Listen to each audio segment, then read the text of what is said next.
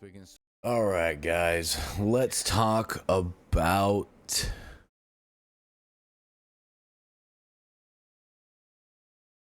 Let's talk about roguelikes, guys. Now we're talking about Aethermancer, a roguelike Pokemon element type thing going on. So you basically start off, you pick a Aethermancer or an ether monster, and you essentially have 3 of them that you get eventually. You level them up. Each level you get, you upgrade your said Aethermancer. There's different variation of merchants throughout your run. It is pretty cool. They don't necessarily use too much on the element side. It's more, well, they do, but it's more or less like a counter system. It's pretty cool. So you basically, everyone has a number in front of their health bar. That number is how many times you use an ability that they're weak against, and then once it goes down to 0, you break them. Essentially, you stop them from attacking for 1 turn, and they're a little bit weaker. They can regenerate that. I believe they can regenerate that. The only ones I've seen do that are the bosses, but they're pretty cool. It's a pretty cool system. If you like pixelated Pokemon-esque roguelike stuff, this is actually a really good game for you. I was hooked on this for a while. You can, I believe it's still in open beta on Steam, but from what I understand, it was cool.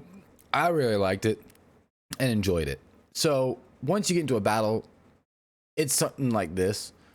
You have those different element symbols, the blue, the yellow, they all have a counter to something. And essentially, every time you attack, you generate these orbs, and you see on the top screen. You spend those orbs to use attacks, special attacks, and certain things like that to generate. It's pretty cool. So yeah, every time they attack, they get the element that they're attacking with, and you see the cost number. Each ability costs a number of ethers, and that's where Aethermancer comes from. These monsters generate ether for you, so the Aethermancer trainer can use it against, use those ethers to use abilities. Pretty cool. Once you get done with all this said and done stuff, each run lasts you about, I want to say 15 minutes, depending on when you first start off. You're not going to last much longer than basically once you get to the castle. Once you get to the castle, it's going to go downhill for you for a long time.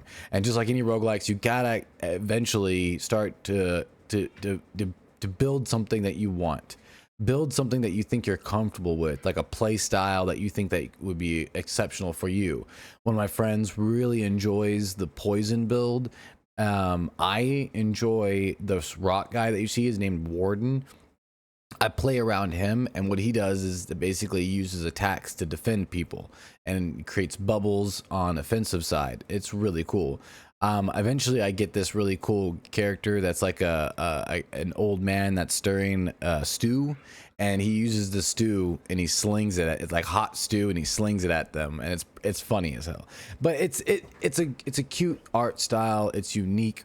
The developers, whoever did this, really know their stuff. They know how to grab you and hook you. The animations are really good. I really enjoy that.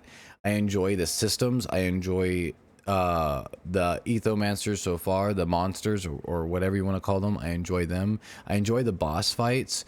I would rather, it is a little easy, the boss fights, and the system isn't really too intuitive and is not too hard to get.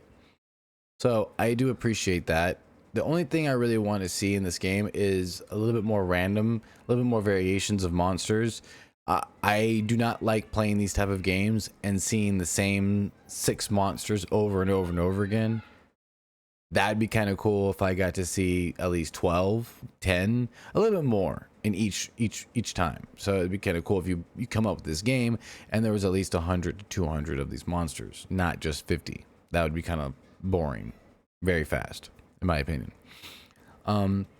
pros and cons as far as I know. I'm not big on roguelikes. I haven't really tried too many of them. This is very appealing to me because I did play Rogue, which is a roguelike actual Pokemon game where they simulate battles for you, and every 10th level or every 10th round you choose your roguelike ability, which is items and stuff like that. This is cool because this is not the Pokemon IP for one thing, and this is something on its own, and it's doing something on its own. I like it. I appreciate it. I think I have a lot of fun. It has a lot of replayability. Like I said, the only thing right now in the demo is that you can play it for about a couple hours. You can probably play it about 10, 20 hours, depending on how well you like and how much you like the roguelike games, or even if you like this game at all.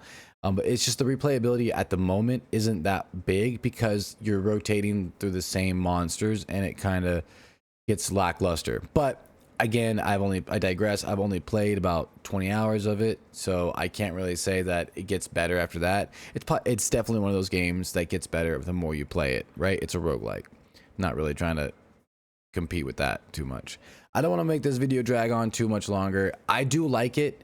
I love the art style. I think it's a great freaking game. Again, more monsters and more merchants and more variations of levels and zones would be really cool, and I think that's going to be coming in the roadmap, I believe.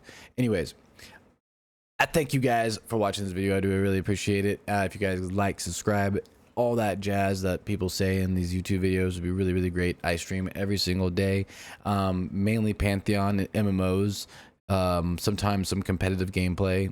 We'll see. But anyways, you guys have a great day, and I'll catch you guys in the next one. Bye bye.